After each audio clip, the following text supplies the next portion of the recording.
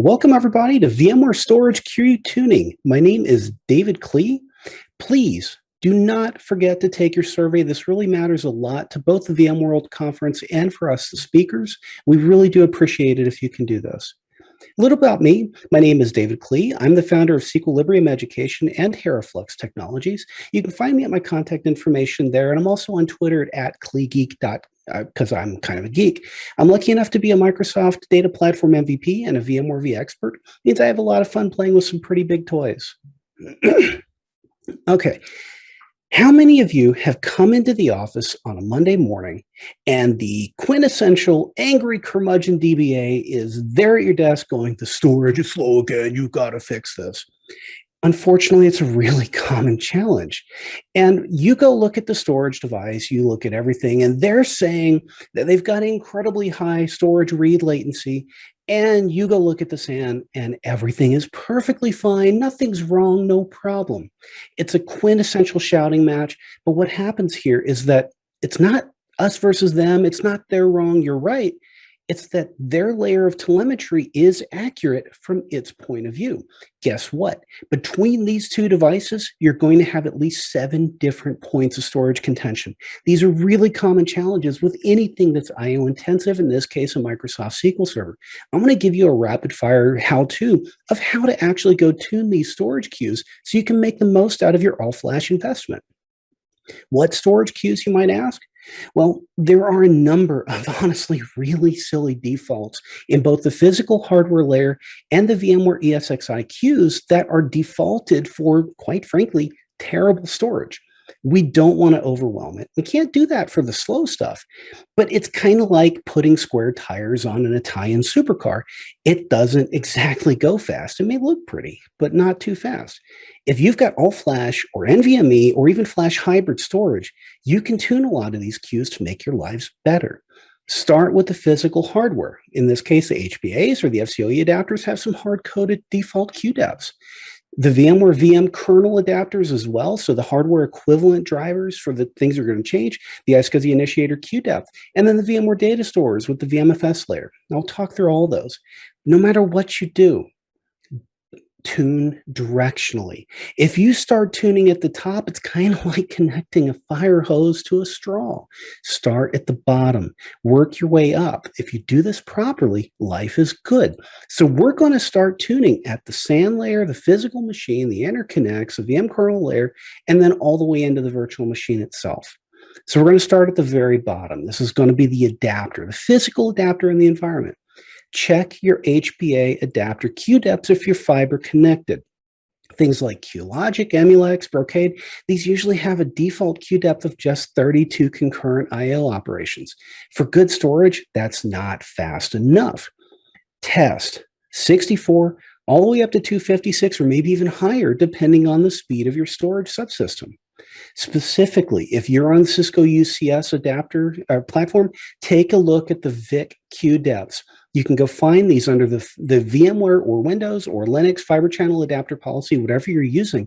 But go look at the LUN queue depth. The default is 20. It's literally just like putting square tires on a supercar. It's holding you back.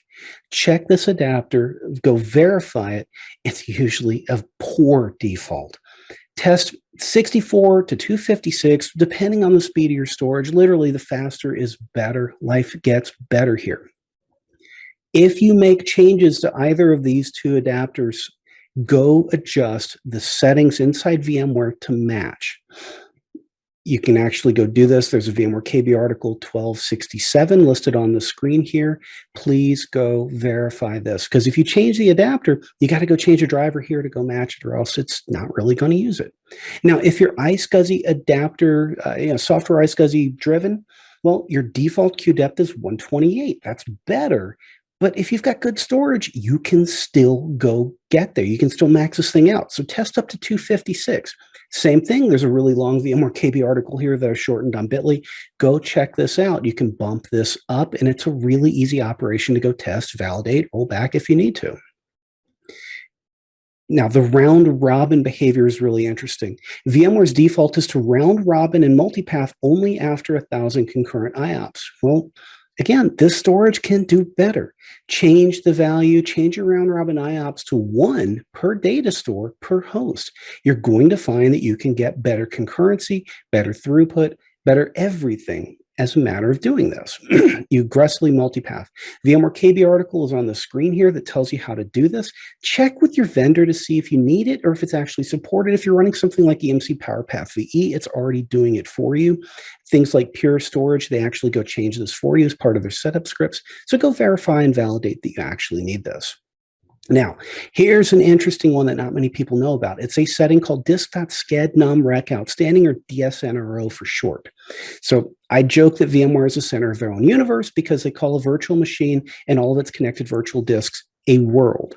If one world is present in only one world on a VMFS data store, the queue depth at that host to that data store is inherited from what the virtual machine is sending. And that's a combination of the virtual disk controllers on the virtual machine. If more than one world exists on that data store, the queue depth is now defaulted to a queue depth maximum of just 32. Again, that's too low. It can be an immediate bottleneck for anything that is really aggressive when it comes to storage. So set it higher. Again, test it to 64 to 254, not 256. All depend on your storage speed. There's a link down at the bottom that tells you how to do this. But again, we're tuning from the bottom up. So now, at the virtual machine itself, VMware does queuing not just by virtual disk, but by virtual disk controller as well. So again, use more than one SCSI controller. You get up to 4 per virtual machine. Make sure they're type VMware paravirtual. The default queue depth for the default LSI logic is 32. The default for the paravirtual SCSI controller is 64. You can actually override this all the way up to 254. Use NVMe controllers if your storage is appropriate, but please note, if you're using an NVMe controller, you cannot expand a virtual disk hot. You have to go do a reboot, and this is kind of a challenge for some of these. If and when it's time to go change the PV-SCSI queue depth, if you're in Windows, there's a setting right here with a registry setting to go adjust this. Again, go up to 254. Do not go all the way to 254 unless you test. Most of the time I find a value of 128 is actually ideal. There's a KB article here. If you're also on Linux, there are equivalent commands on Linux as well. Please don't start here. Tune these other values before, because if you tune this without tuning any of the others, guess what? It's just like connecting a fire hose to a straw, not even a garden hose. You're actually going to make it worse. So go adjust the others, then tune here and go validate. Now, how do we validate? How do we go test? It all depends on the workload distribution of your environment. So spread out the workload, understand your workloads. For this is an example of Microsoft SQL Server. You've got database data, logs, a tempdb. You may have local backups. You may have a page file. Distribute them the best that you can with what you have to work with. Whatever telemetry you've got, in this case, perfmon or iostat or systat, go validate your workload. You don't want to pile everything on one controller. You want the maximum amount of IO queuing. Go adjust and go tune this to your workload and standardize the best that you can. You don't want a lot of custom one-off application configurations unless you really need it. Now, validating this, storage benchmarking is pretty appropriate, and there are a few that I like. Microsoft Disk Speed, available out at GitHub there, is really cool. I really like it. It's really flexible and customizable. Or FIO, and VMware actually has a fling out there for how to go validate and test this with their little performance tester utility. It can simulate all kinds of storage access patterns as long as you know what your application is trying to do. But keep in mind, you can validate and verify this, but this is a synthetic test, not a real world workload.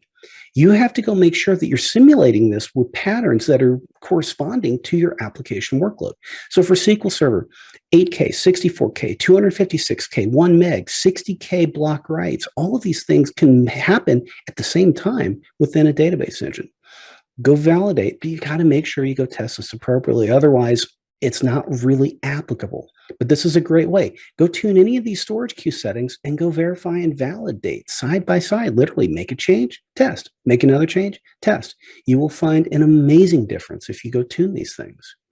So no matter what I say, no matter what anybody says with any of these sessions, question Everything any of us say and always test before you go put this into production. This is one of those series of tuning steps. I do this almost every single day with my consulting business. You can do this too. Go tune your queue depths, make the most of your enterprise storage, and you're going to find better performance, lower overhead, and a happier business user.